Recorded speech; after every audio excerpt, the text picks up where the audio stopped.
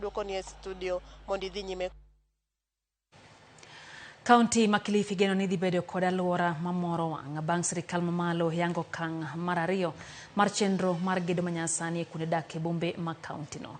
Chenro no sirkal mamalo kotenre kod sirkal mar county ka koro dwaro margi en keto geno manyasani kata gedo manyasani. Apisa mochung' ne chenro mag bero kuonde dak George Arwaya wacho ne gwenge ma Kibaoni kod Kalolo gin moko kuom gwenge ma dhi yudo kony kokalo e chenro mar gedo makamano.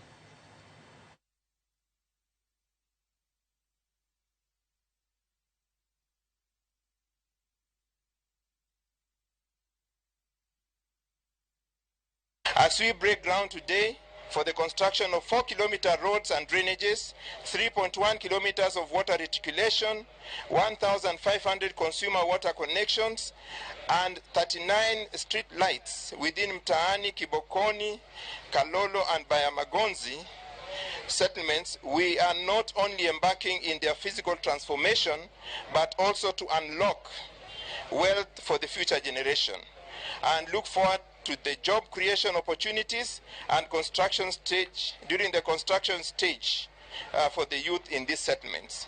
With the initiative of His Excellency Gideon Maitha Mngaro, who has committed to bring tangible development in the county, and in the few coming months, more contractors will begin infrastructural works in other settlements here in Kilifi and also Malindi town.